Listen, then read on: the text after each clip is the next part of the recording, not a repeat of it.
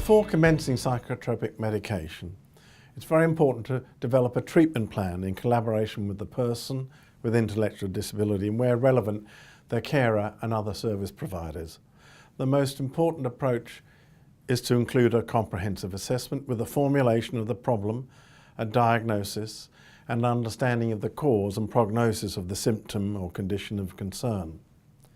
This also involves consideration of what can be done to treat or change precipitating, perpetuating and modifying risk factors. It also critically involves the child and/or parent in understanding the options for change and the risks and benefit of both non-pharmacological and pharmacological approaches to treatment. In most situations, treatment involves multimodal approaches at the same time. One needs to consider the nature of informed consent with regard to the age, mental competence and legal rights of the young person, as well as with the parents or legal guardians. Different pharmacological treatments need to be discussed with consideration of the relative merits of benefit and the risk of side effects. There needs to be an agreement of the target symptom the medication is aiming for and a means of measuring this, often collecting information or data from more than one setting, such as including school and respite. Often treatment involves review with several agencies or professionals, also involved in the care of the young person. Sometimes a standardized measure can be a useful concomitant. A drug plan needs to be written down with the timing and changes of dosing. Often this involves a plan of more than one medication.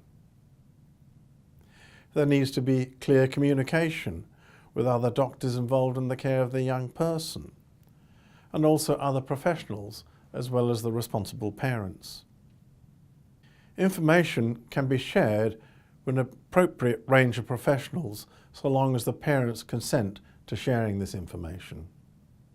Psychotropic medications can have side effects, occasionally serious. When treating nonverbal children and young people with intellectual disability, clinicians need to be particularly alert to their development. In particular, some side effects are more frequent in young people with intellectual disability. For example, behavioural activation on SSRIs and increased agitation on stimulants. One acute and alarming side effect that does not occur commonly with newer atypical major tranquilizers is an acute dystonic reaction. Because it is uncommon, often a clinician fails to warn of the possibility. Unexpectedly, the patient can suffer problems of stiffness in their movements and may find their eyes and head get stuck, deviated to one side, and rarely with arching of the back. This is one of the extrapyramidal side effects of all major tranquilizers, which is readily treated with an anticholinergic medication. Much of the acute distress and discomfort can be avoided by warning the patient of the possibility and enabling ready access to treatment should it occur. One more chronic problem is when an effective treatment such as risperidone in autism, ADHD and aggression leads to such severe weight gain that it risks causing secondary health problems.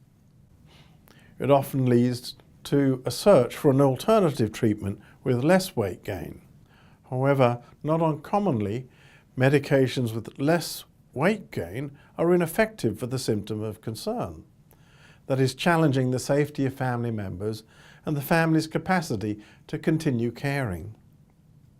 Sometimes it may be necessary to continue risperidone and look to complementary treatments that may moderate the weight gain, such as using metformin.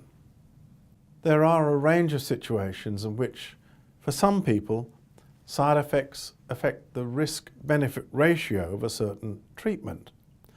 And when this puts the patient at risk of relapse of a major mental illness Often highly specialised advice is needed, for example from a second opinion.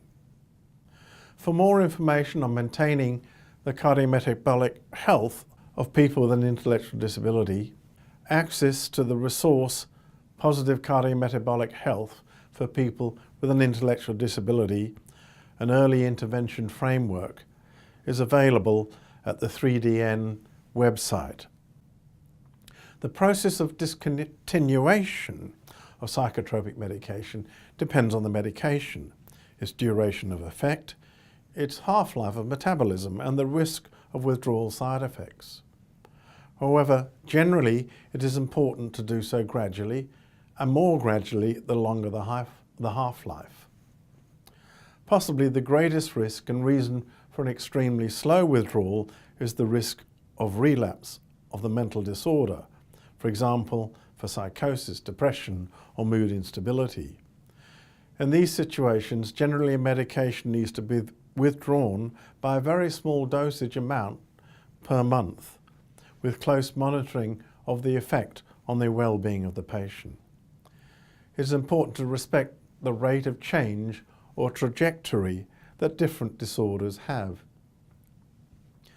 Some medications are taken to prevent relapse or to minimize handicap rather than as an active treatment.